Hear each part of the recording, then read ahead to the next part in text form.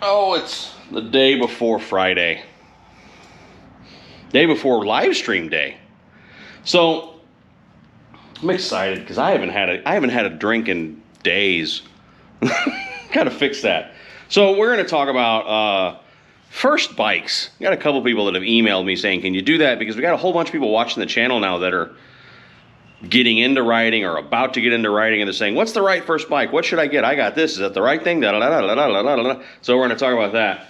Oh, and we'll talk about how I've been called a rich prick who's not really a biker. You know, we do that every once in a while.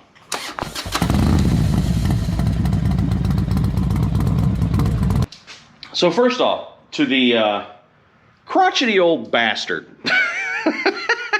I got a commenter that was funny. He's already been banned, but you're just a rich prick. Dude. I mean, you guys know this. I've said, like, I worked hard to pay for my own education and nobody ever gave me nothing. But if this is your definition of rich, I'm not sure. I'm as middle class as the day is long. I mean, everyone's like, what'd you have, a CVO? I'm like, yeah, I don't have any money. I spent it. I got the CVO. Anyway, I'm not a real biker. Blah, blah, blah, blah, blah, blah. You know, get a goddamn hobby. Anyway, actually, it's probably a 12-year-old anyway. It doesn't really matter. Whatever. But so a bunch of people said, I've seriously gotten messages, comments, emails, whatever, saying, I'm just getting into riding. I'm about to just get into riding, or I just bought my first bike. Did I buy the wrong one? And I really wanted to have Mrs. Monkey in this because she started riding her own bike 3 years ago. Yeah. So she's not a new rider, but she's a newer rider, even though she was on the back seat with me for many years before that. So I wanted her to be in this video, but she got called out of home to work to do important stuff because her job matters and all that stuff. It's a real inconvenience. But anyway, so I'm going to do it anyway because we're behind schedule, as the Brits who watch this would say. What I hear a lot over the years is, Sportster. Oh, you buy a Sportster. That's like the go-to answer. Your first bike should be a Sportster. And I'm here to tell you, no, your first bike should not be a Sportster, unless a Sportster is what you want to ride. I'm not saying I'm right about this. I have opinions. It doesn't mean I'm right. I'm wrong about a lot of stuff, as you all know. As you can tell by the chopper that's in pieces behind me. I'm wrong all the time. But I believe your first bike should be the bike you're going to ride. There, I've said it. If you walk into a dealership or a whatever, or you're shopping online, or you're on cycletrader.com, or you're, you know, whatever, the bike that you look at and lust after for riding and actually getting on the bike and going 150 miles for a cheeseburger, because the best cheeseburgers are at least 150 miles away, let's be honest, right? So you're going to go 300 miles, you know, there and back to get a burger. That's the bike you should buy. And if you aren't looking at a Sportster 883 Hugger and going, that's the one I want to do that on, that's not the bike for you. And it doesn't have to be your first bike. The first bike that Mrs. Monkey ever rode, besides the one, she took the Harley class. So let's start all over again here.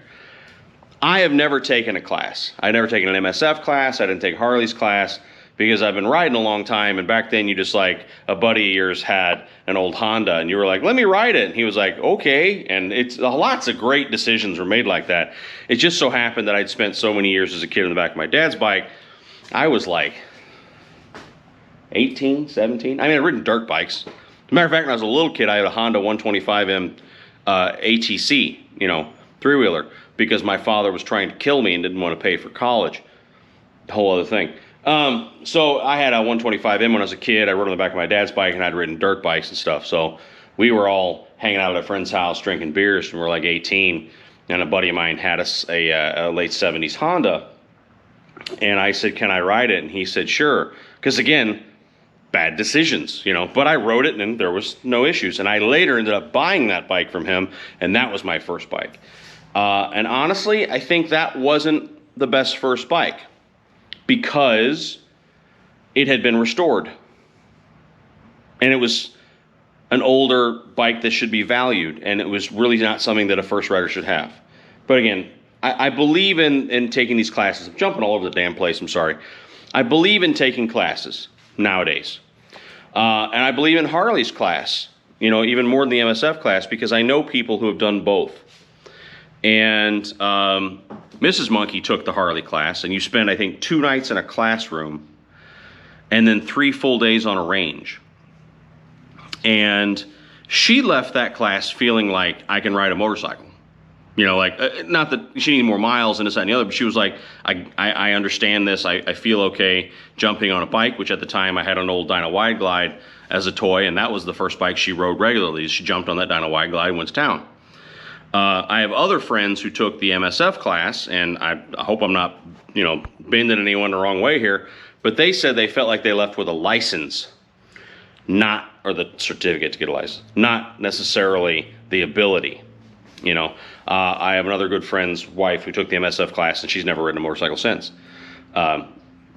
You know, take it for what you will. That's just my experience. So I believe in taking classes so that you get the basics down. I wouldn't do what I did anymore, which is where you just jump on the damn thing, go for a ride, and hope to not die.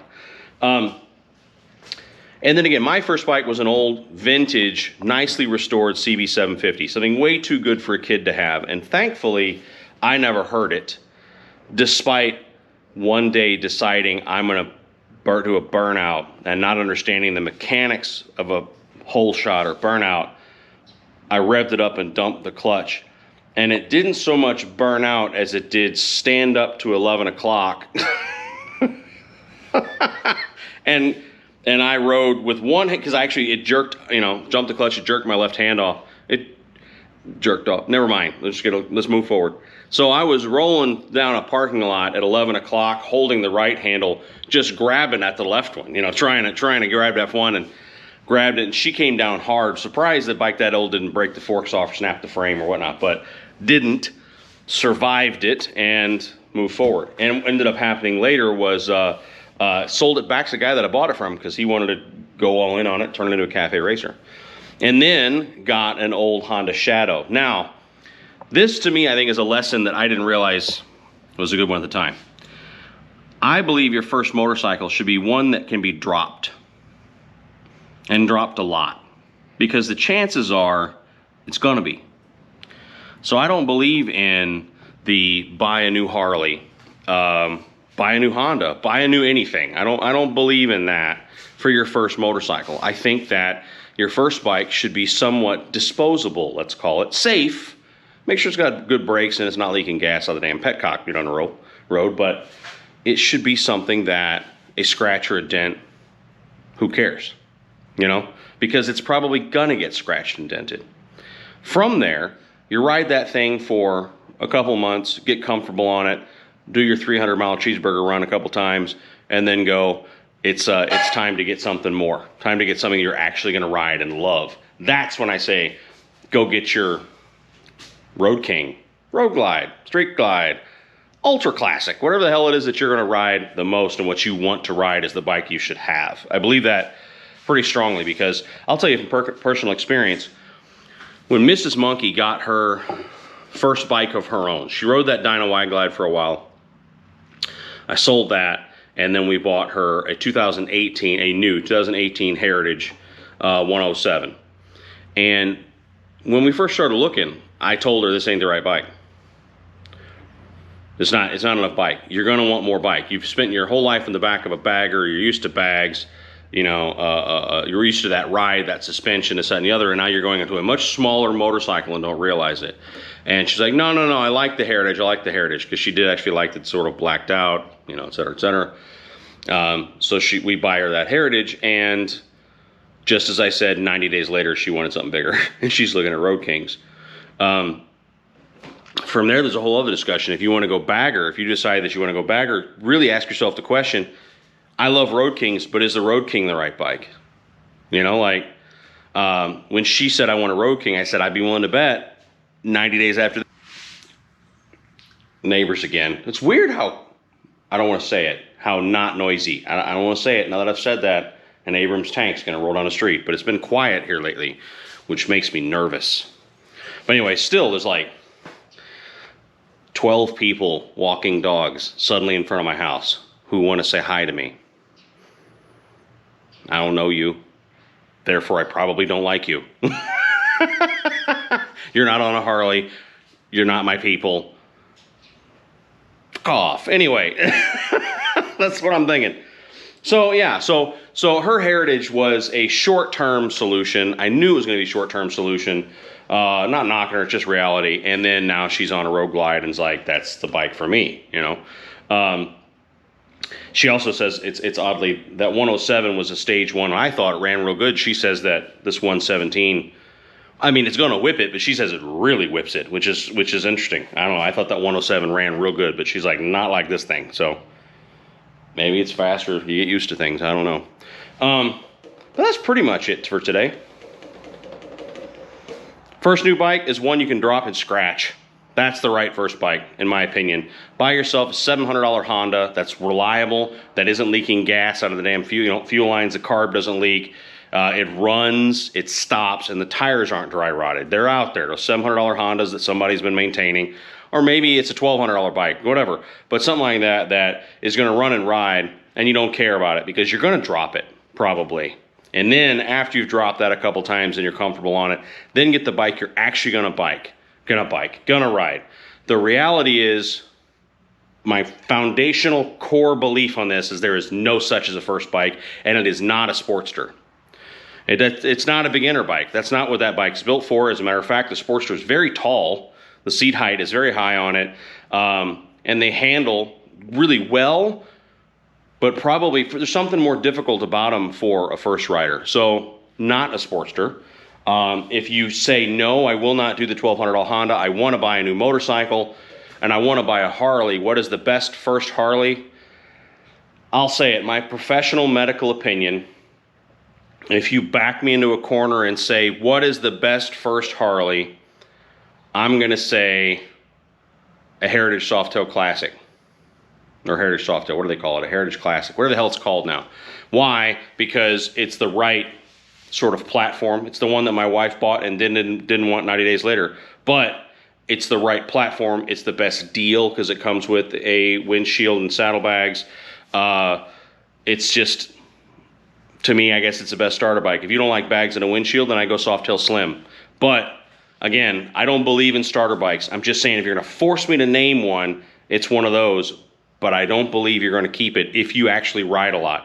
And there's nothing wrong with someone who doesn't ride a ton. Not everyone's going to put on 15,000 miles a year. That's fine. I'm not saying everyone's going to be like that. But if you do put on 10 to 15,000 miles a year, I don't believe you're going to be happy with a Softail. I actually have a good buddy who had a Softail Slim, spent a fortune on crash bars and a windshield and bags and a touring seat and a saddle and a big ass sissy bar and a wide back seat for his wife and all this crap so that he could ride it for 1 year. He put 20,000 miles on it because the dude actually puts miles on, and then was like, it still doesn't work for me, and he bought a Road Glide. So if you're going to put on a bunch of miles, even though you might think the Softail Slim or the Heritage looks cool, get a bagger because it's what you're going to do eventually anyway. So that's about it. Quick chopper update. It still looks like that. Starter's in. Twarn't the starter. Tis the starter relay. God love you, Doc. If you were still alive, I'd kill you. He put like a 1978 model FLH starter relay on there. I don't know why, because the bike had a starter relay when it took it apart, but he's like, oh no, I don't even know the dude very well. You know, I don't know him at all, actually. He passed. I never met him. But, you know, I called Captain and told Captain, he's a good thing he's not alive, I'd kill him. But anyway, so I got to get that. So right now there's $1,100 in parts sitting in my J&P Cycles shopping cart that I will not click buy on until I get back from Sturgis. So right around August the 17th, I'm going to be ordering 2 tires, 2 spoke wheels, starter relay, the rebuild kit, and fork seal tool that I need to rebuild the forks on this guy. I'm going to take those and have them shaved. I think that's about it. So really it's just tires and wheels, a relay, and to fix the forks, and it'd be on the road and rolling. Because so far it seems like the brakes and stuff are good. Carb was just rebuilt. Intake is something that doesn't have to be done, but yeah. So yeah, that's it. Today is Thursday the 17th. Tomorrow's Friday the 18th. 8 p.m. is our live stream. if you're out there saying, I hate this guy, he's a fraud, he's a this, he's a that, I'll be in Sturgis. Feel free to walk up and tell me that. Come tell me everything you think about me to my face. All right. We'll talk soon. Take care of each other. Bye.